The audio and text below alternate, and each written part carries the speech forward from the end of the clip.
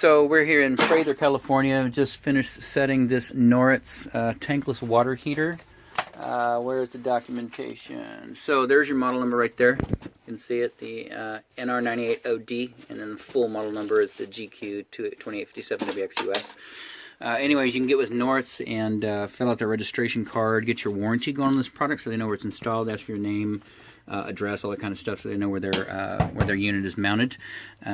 The only thing we've done is a complete swap out of the existing unit. It was already piped. You see we've got one sitting right next to it. That's the older model. They discontinued that one. They have one more on the other side of the house, so a lot of hot water going on here.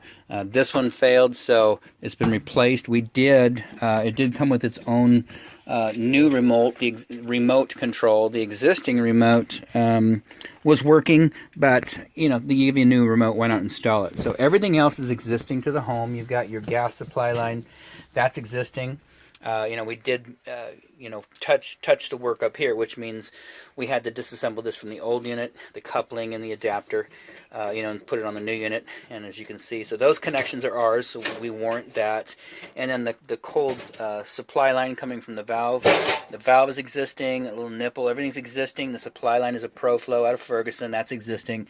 So that's someone else's supply line, but we did screw it onto the new unit there, so we warrant that for leaks. If that begins to weep or drip or spray or whatever, we'll come and replace that. If it fails, it's a manufacturer problem. Unfortunately, we can't cover that.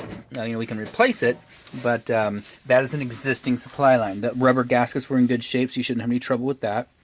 Over on this side, we've got another ProFlow, and again, it's on the hot. That's existing, so nothing was touched down here. Up here, that's our point of connection. So we've tested it out. Everything's dry, everything looks good. And like I say, the gaskets were good. We went ahead and got some new lube on those, some silicone grease, so everything was good. One thing that we did replace down here is the relief valve. The relief valve, when activated, would not shut down. There was some debris in there, so instead of messing with it, just took it off, put a new relief valve in there, no extra charge, and they're like, $15, no big deal. Anyway, so that is reinstalled. Piece of copper was existing, so we just screwed that back in.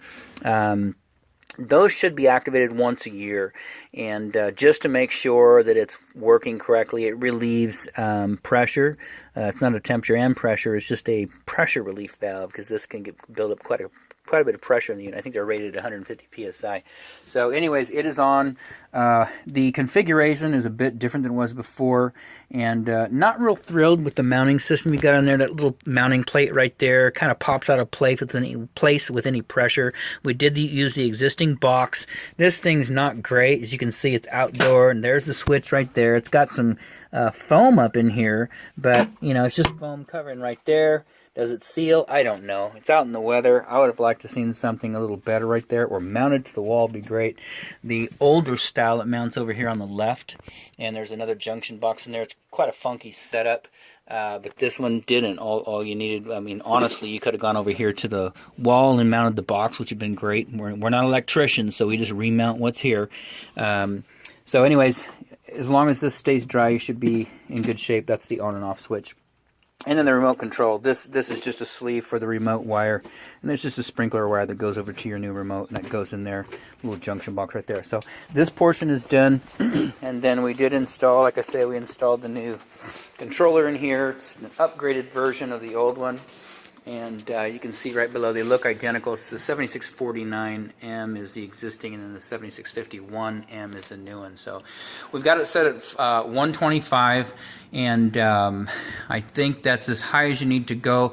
There's a procedure that you do to get any higher temperature out of these, and you can look at a YouTube video just like we did to figure that out. It has to do with the flow meter alarm set, and so anyways, right now it's at 125, both of them. This one you can just turn up to 130, 135, 140. So we're going to turn it back down to 125. And then the other one, we'll get to make sure this one goes to 140 as well. It's just really hot. Anything over 125, you're running the risk of scalding. So outside of that, this installation is done.